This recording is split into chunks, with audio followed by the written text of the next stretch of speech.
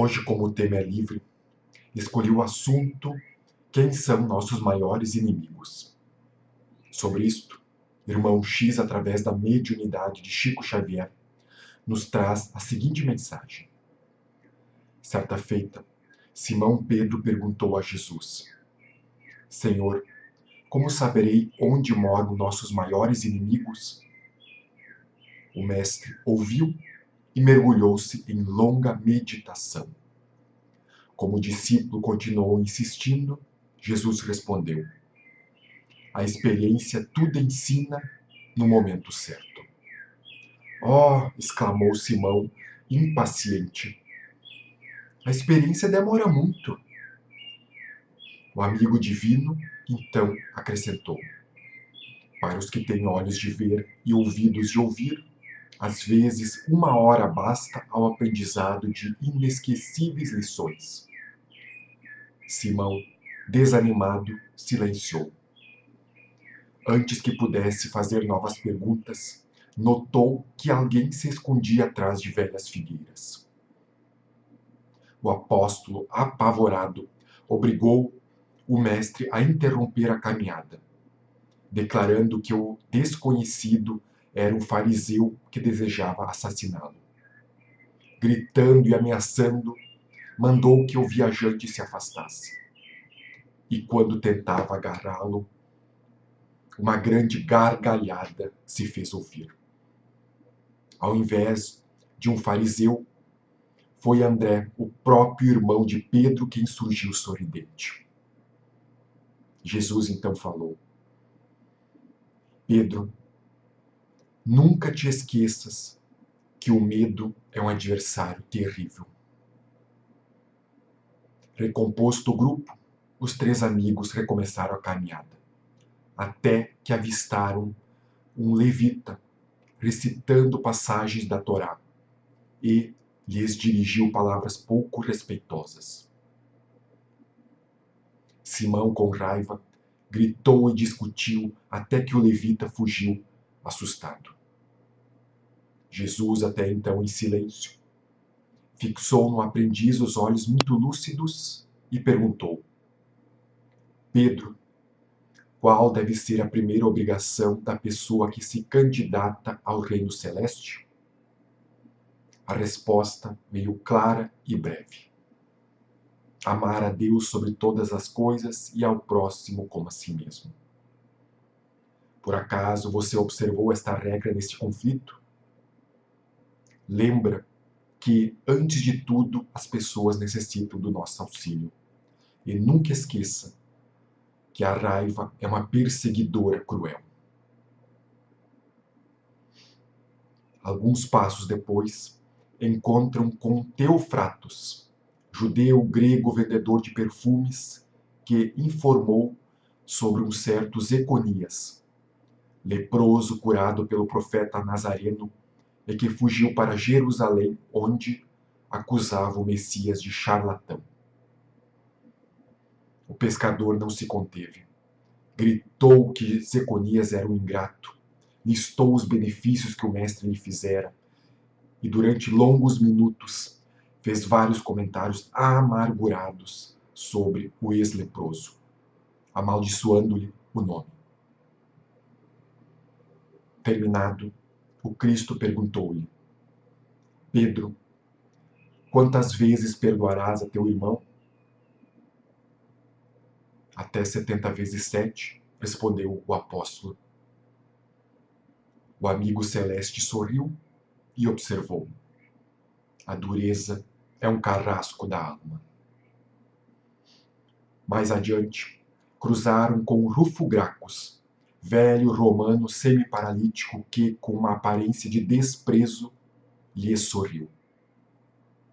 Observando-lhe o gesto sarcástico, Simão falou: desejaria curar aquele pecador impenitente, a fim de dobrar-lhe o coração para Deus.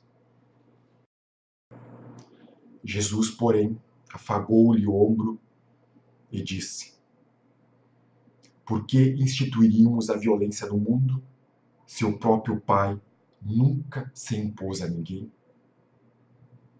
E ante o companheiro desapontado, acrescentou: a vaidade é um carrasco sutil.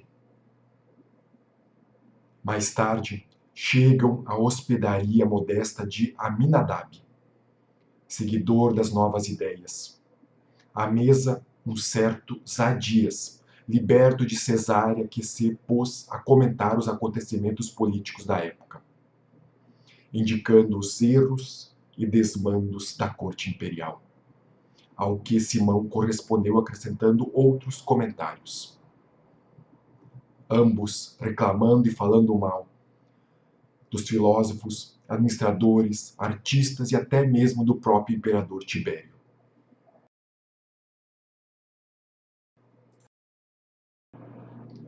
Terminada a animada conversa, Jesus perguntou ao discípulo se alguma vez já tinha ido a Roma. O esclarecimento veio depressa. Nunca.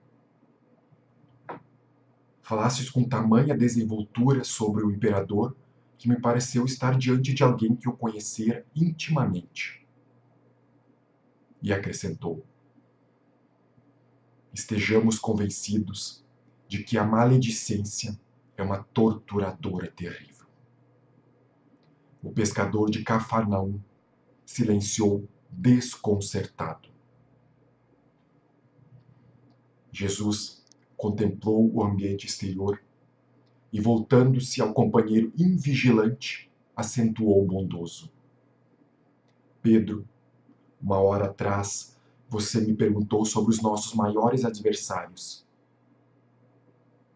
De lá para cá, 5 surgiram entre nós: o medo, a raiva, a dureza, a vaidade e a maledicência.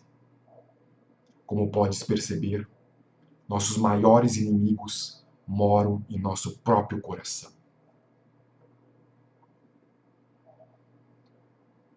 Infelizmente, temos a tendência de justificar as nossas falhas, colocando a culpa nos outros ou em eventos externos. Quantas vezes nos sentimos ofendidos com algo que alguém falou, simplesmente porque deixamos a vaidade nos sugerir que somos melhores do que os demais? Quantas coisas desperdiçadas por deixarmos a preguiça e o desânimo tomar conta? Quantas oportunidades perdidas por medo de tentar? Quantos erros cometidos pela cegueira do orgulho? Com certeza é muito mais fácil culpar os outros. Como diz Homer Simpson, a culpa é minha e eu boto em quem eu quiser. O problema é que isto não resolve nada e nem nos ajuda a crescer. Na verdade, é apenas uma maneira de tentarmos fugir da responsabilidade.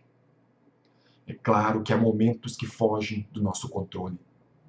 Entretanto, o modo como lidamos com os problemas determinará o quanto aprenderemos com esses acontecimentos.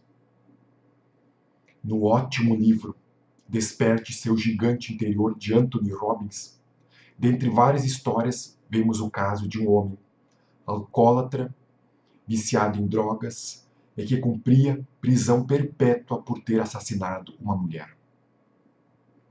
Ele tinha 2 filhos, nascidos com uma diferença de apenas 11 meses, sendo que um deles cresceu para ser igual ao pai, um viciado em drogas, que vivia de roubar e prejudicar os outros, até que foi preso por tentativa de homicídio. O irmão era bem diferente. Criava 3 filhos, gostava de seu casamento e parecia ser realmente feliz. Tinha boas condições físicas, não era viciado em álcool e nem em drogas. Como pode esses 2 jovens terem crescido praticamente no mesmo ambiente, seguirem caminhos tão diferentes?